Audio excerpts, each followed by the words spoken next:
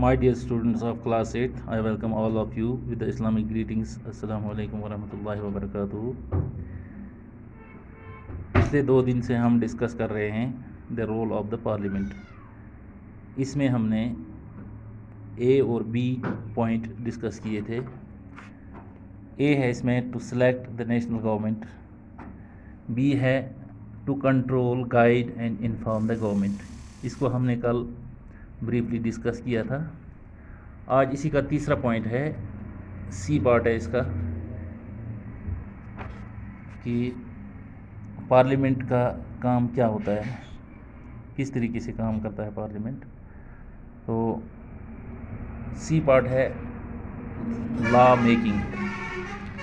Law making के बारे में हम डिस्कस करेंगे कि लॉ किस तरह से पार्लियामेंट बनाता है.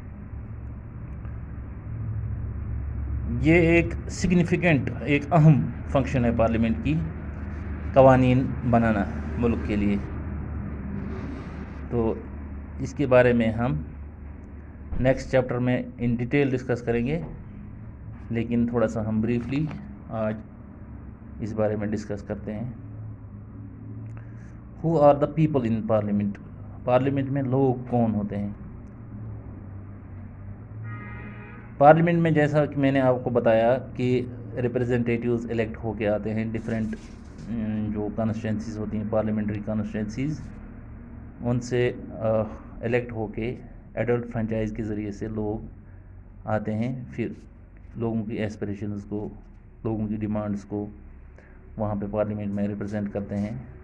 डिसीजन मेकिंग में जब वो पार्टिसिपेट करते हैं तो इनडायरेक्टली ये लोगों की पार्टिसिपेशन होती है डिसीजन मेकिंग में. डिफरेंट बैकग्राउंड्स के लोग, ज़्यादा से ज़्यादा लोग चुन कर आते हैं पार्लियामेंट में. फॉर एग्ज़ाम्पल, ज़्यादातर मेंबर्स जो होते हैं वो रूरल मेंबर्स होते हैं, और बहुत सी रीजनल पार्टीज़ के, अलग अलग रीजनल पार्टीज़ के मेंबर्स इलेक्ट होके पार्लियामेंट में आते हैं. बहुत सारे ग्रुप्स के लोग होते हैं, अलग अलग ग्रुप्स के लोग होते हैं जो अभी तक अनरिप्रेजेंटेड थे, जिनकी अभी तक रिप्रेजेंटेशन या नुमाइंदगी नहीं हुई थी. वो शुरू करते हैं इलेक्ट करना अपने मेंबर्स पार्लियामेंट के लिए. There has also been an increase in political participation from the Dalits. जो दलित्स हैं हमारे मुल्क में, जो एक माइनॉरिटी है दलित्स की, जिनको अछूत भी समझते हैं, जिनको निचली ज़ात के भी कहा जाता था, और जिनको थोड़ा इन्फीरियरिटी की नज़र से देखते थे लोग, इन्फीरियर समझते थे दलित्स को और बैकवर्ड क्लासेस को. आज वो भी अपनी रिप्रेजेंटेशन, अपने रिप्रेजेंटेटिव्स पार्लियामेंट में इलेक्ट करके भेजते हैं. इस तरीके से उनकी भी पार्टिसिपेशन होती है.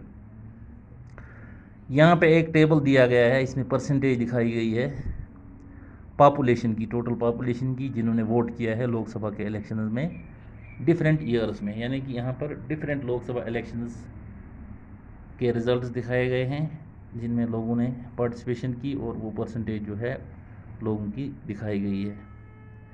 फर्स्ट लोकसभा जो था 1951 से 52 तक फर्स्ट लोकसभा जो है वो इलेक्ट हुई थी. उसमें 61.16% लोग जो हैं उन्होंने वोट किया था अपने रिप्रेजेंटेटिव्स को चुनने के लिए.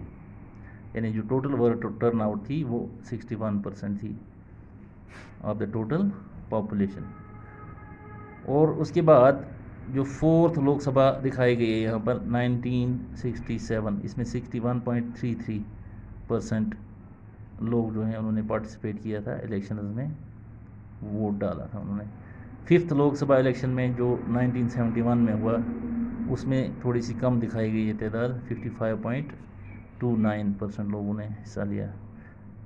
सिक्स्थ लोकसभा इलेक्शन में 1977 में 60.49 लोगों ने पार्टिसिपेट किया. एट्थ लोकसभा इलेक्शन में 64.01, यहाँ से परसेंटेज जो है वो हाई रही है.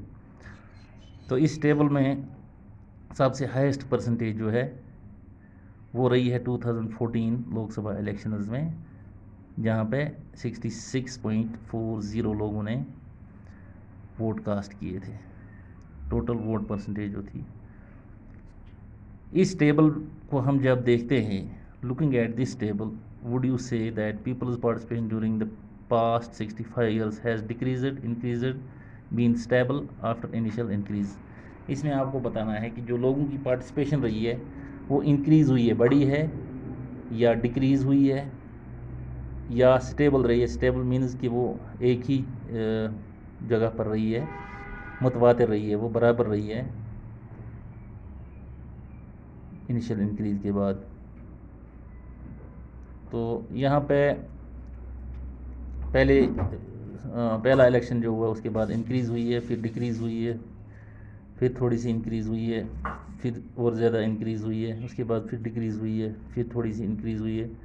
اس میں یہ انکریزنگ ڈکریزنگ جو ہے وہ چلتی رہی ہے، یعنی یہ اسٹیبل نہیں رہا ہے، اس میں کبھی انکریز اور کبھی ڈکریز رہی ہے. اس کی بہت ساری وجوہات ہوتی ہیں. ووٹ کس سیزن میں کاسٹ کیے جائیں گے، اس وقت ملک کے حالات کیا ہوں گے، کتنے لوگ پارٹیسپیٹ کریں گے، یہ اس پر نربھر کرتا ہے، اس پر اس کا دار و مدار ہے. تو اس ٹیبل میں آپ دیکھ سکتے ہیں. یہ آبزرو کیا گیا ہے کہ ریپرزنٹیٹیو ڈیموکریسی جو کہ ہمارے یہاں پر ہے، ہمارے ملک میں ریپرزنٹیٹیو ڈیموکریسی جو ہے،